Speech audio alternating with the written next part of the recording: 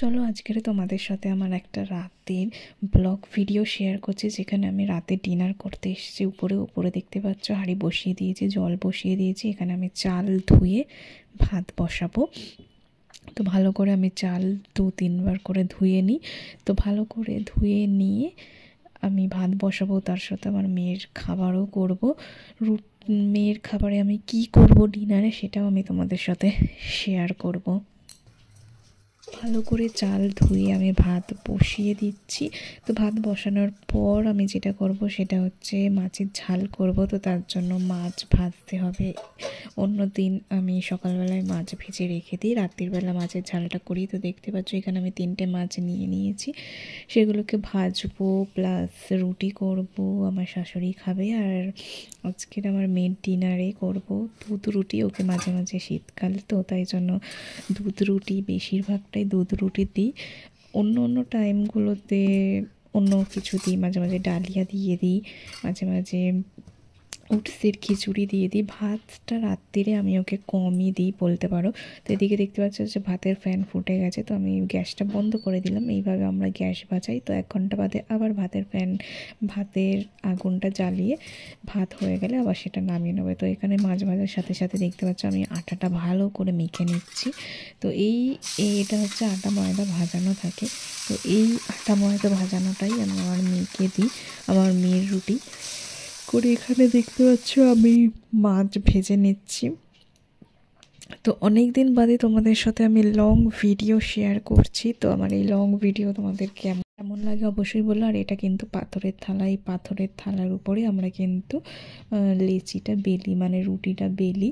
এটা আগেকার যুগের পাথরের থালা, আমার শ্বশুর বাড়ির। আর কিছু কোণ মতন ভেঙেও গেছে। তো এটা যেহেতু অনেকটা বড়, তো রুটি বেলতে সুবিধা হয়, তাই জন্য এর উপরেই বেলি। তো চলো, এখানে রুটি করা হয়ে গেছে। আমার মেয়ের 2খানা রুটি, মেয়েকে 2টো রুটি দিই, মাঝে মাঝে 2.5খানাও দিয়ে দিই যখন দেখি যে মেয়ে সেরকম কিছু টিফিনে খায়নি। তো এখানে আমি 2টো রুটি ভালো করে কেটে ছোট ছোট টুকরো করে ভিজিয়ে দিয়েছি। আর ফ্লাস্কের জল অতটা গরম নয় বলে আমি এখানে আলাদা করে কিন্তু জল গরম করে নিয়েছি, যাতে রুটিটা কিন্তু ভালো করে ভিজে যায় গরম জলের সাথে, কারণ পরে সেটাকে চটকে নেব। আমার মেয়ের খাবারের যেভাবে খেতে অভ্যস্ত, একটু নরম করে চটকানো খায়, গোটা গোটা খেলেও একটু ওয়াক তোলে। তাই জন্য এটা আমি চাপা দিয়ে রেখে দিলাম। তো কিছুক্ষণ পরে ভালো করে ভিজে যাক, তারপরে ওটাকে আমি আবার হাত দিয়ে চটকে নেবো। তো এরপর আমি করছি মাছের ঝাল। পেঁয়াজ, টমেটো, কাঁচা লঙ্কা সব কেটে নিচ্ছি। আর ছুরি দিয়ে কাটতে না খুব সুবিধা হয় আমার, আর খুব তাড়াতাড়িও লাগে। বটি দিয়ে কাটতে গেলে কিন্তু অনেকটাই আমার দেরি হয় বটি দিয়ে কাটতে গেলে। আর বটি দিয়ে কাটবো কি পেঁয়াজ, চোখের জল মুছতে মুছতেই টাইম চলে যাবে। তো এখানে চলো মাছের ঝাল করে নিচ্ছি।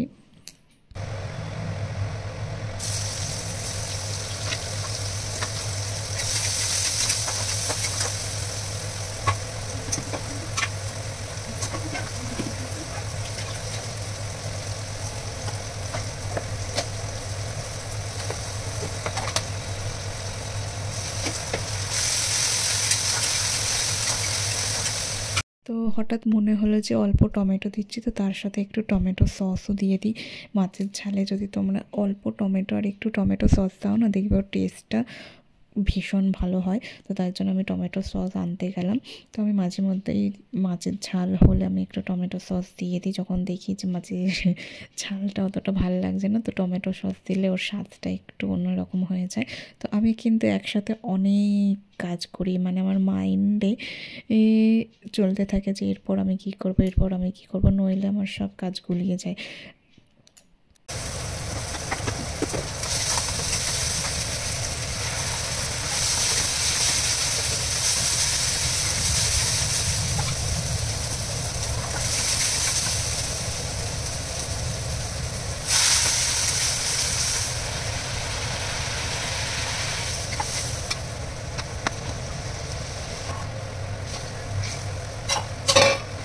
মাছ মাছের ঝালটা করার পর আমি কিন্তু আমার মেয়ের জল গরম করবো। তো এখানে দেখতেই পাচ্ছ, দেখো আমার মেয়েকে খাওয়াতে এনেছি।